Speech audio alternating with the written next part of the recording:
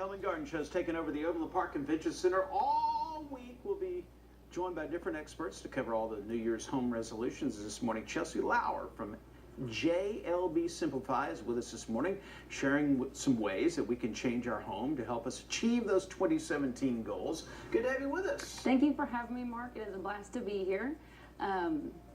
What are some of the things we can do to simplify? Well, one of the biggest things that I want to go over for New Year's resolutions is that we all want to get healthier, we want to lose weight, we want to get fit. And one of the biggest deterrents to getting healthy is actually having a cluttered kitchen. We don't want to cook when it's hard to find our pots and pans. We don't have counter space. So I like to say if your fitness goals and your health goals are to be healthier this year, start by doing a decluttering of your kitchen and making sure the pots and pans you want to use are easy to get to, and to put healthier food in front so it's easier to grab what you need. Because if they're not, if the cooking utensils aren't in order and you're going to go, forget that, I'm just going to eat a Twinkie. You know? Well, sometimes, yeah. If the pots and pans are back and under and you have to pull 6 of them out to get a pan to cook something, it can be a deterrent. We like gratification when it comes to our food. So you also have to have a designated and clean catch-all room. What's that?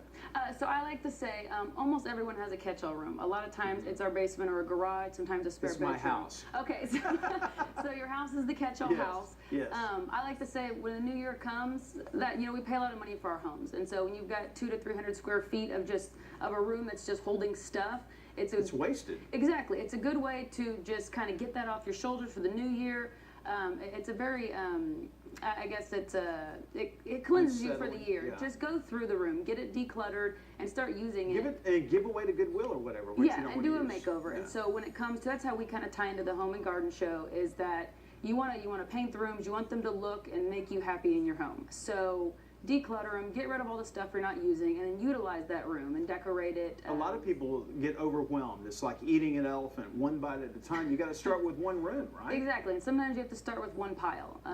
Getting decluttered. You've been to my house. It's very emotionally tasking, because we have to make decisions on every single item, and it's not always easy. We brought it into our home for a reason.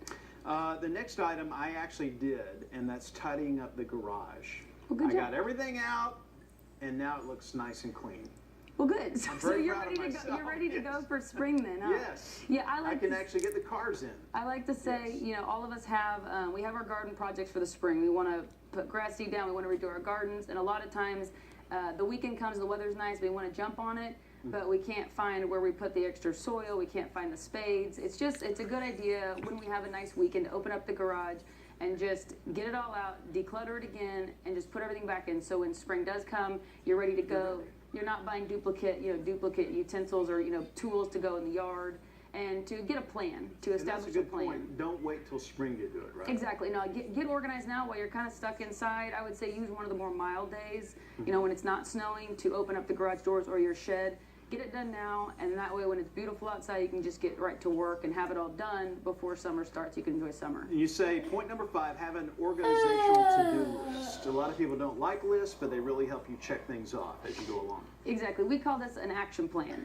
You don't want to just arbitrarily just start with a room. A lot of times you want to look at how many rooms do you have that you want to do. You have a spare bedroom, a kitchen, and a basement. If the basement's overloaded with stuff, you really can't do the other 2 rooms, because there's going to be overflow from those rooms that need to go to the basement. So start with the basement. Kind of the same thing with the garage. Really look at overall how many projects you have, and then really think through it. Think, where should I start, and where's the stuff going to flow to? So you're not cleaning up a room and then decluttering it, because then you did 2 other rooms. You start all over. Exactly. It's a vicious cycle. I've been there. It is. It's a cycle. You can see Chelsey in person at the Johnson County Home and Garden Show. It's this weekend at the Overland Park Convention Center. You can get your tickets online at Johnson County Home Show.